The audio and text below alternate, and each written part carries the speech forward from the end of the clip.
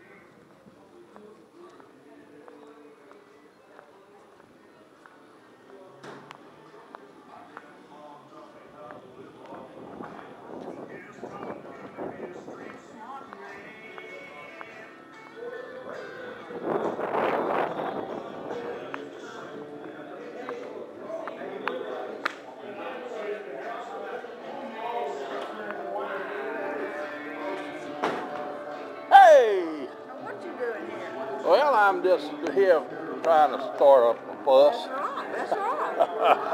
I think Doug probably would. Hey, Emily. That's Uncle Henry over there. That's right before the assemble. There's a lot of people out there.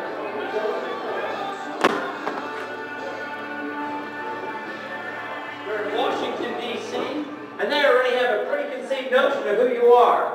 Right. Did most of you realize that you're billionaires? You're right-wing, fanatical billionaires? And all of you that are billionaires, please see me afterwards. I want to sell you commercial real estate. But there's another thing that they try to cast upon us. They try to cast upon us that we're racists. That this is only and purely an anti-Obama rally. This is not about any one man. This is much bigger than any one man, any one party. And it didn't just happen in the last 6 months or the last 8 years. It has happened over the last century.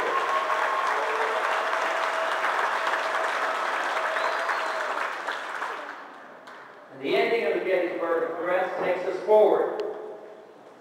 Lincoln looked forward, and I think it sums it up. That we were highly resolved, that we here, highly resolved that these dead shall not have died in vain. That this nation, under God, shall have a new birth of freedom, and that government of the people, by the people, for the people, shall not perish from the earth.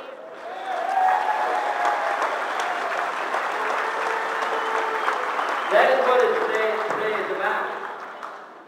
Through our history, and I want to mention, because it is the 4th of July, and we're free, and we're here because a lot of people have stood tall in our own lifetimes. There is a very special group here today. I would like all World War II veterans to please stand up and let's give them a round of applause. Okay. What's your name, sir? Carl Andrews. I called you to find out if you was a Rush Limbaugh fight. There's going to be a Rush Limbaugh fight in public, and you said, no, I'm going to be a Gounares fight. Oh, which kind? Gounares. I believe in strong conservative values. I think we need to get away from the divisive politics. Don't give up your principles. Tell people on the other side, let's find some principles we agree on. Let's get everybody back together. Well, you ain't going to find nothing they can agree on because they want to socialize us all. We've got to make the effort to, not the loonies, but the middle of the roaders. We don't compromise our principles. Well, I wish you well, my friend. Alabama is a program to take our World War II veterans and no Kansas veterans to Washington, D.C. to see the national... Appreciate your service, man. Thank you. Thank you very much. Why are you doing it?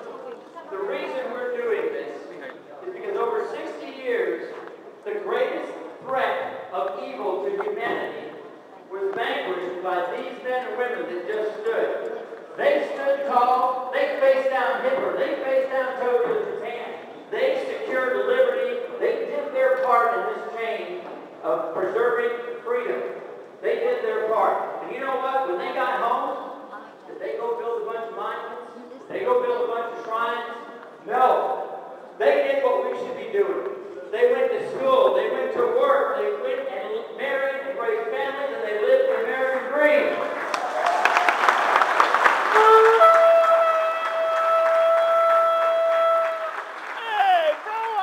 power. Unfortunately, All our right. country did not get around to building the World War II National Memorial until 2004. I get a picture of that.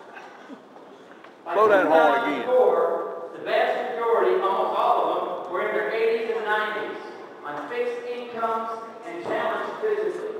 So what a crying shame that we took us over 60 years to honor You doing these all right, great bro? men and Yeah, women. doing good.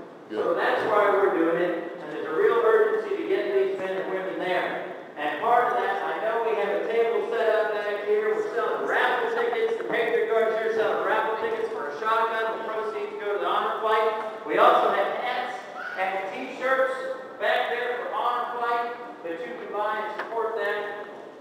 And I promised them that I would insert that little paid announcement into my remarks. So please support the folks of Honor Flight. They're doing a great job. They're taking, the first flight was May 6th, and a bunch of people I see here I recognize were on that flight, and the next flight is September 12th, and I hope the rest of you that haven't gone will be on the September 12th flight.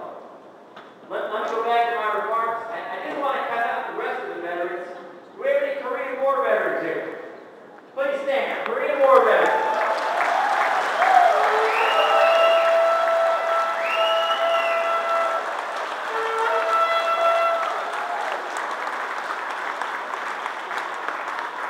Do we have any Desert Storm veterans? Desert Storm. Any of those?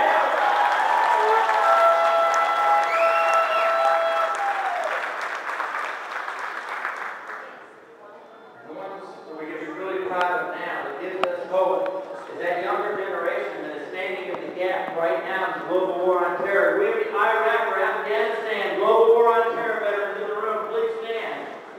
How you doing, buddy? Good.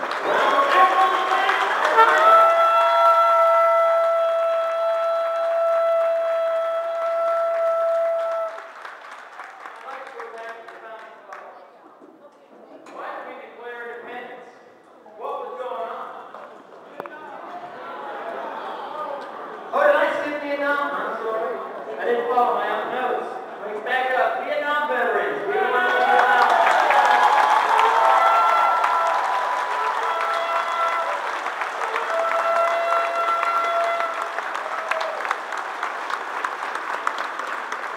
Thank you. I really appreciate in-progress editing. It keeps the message on track.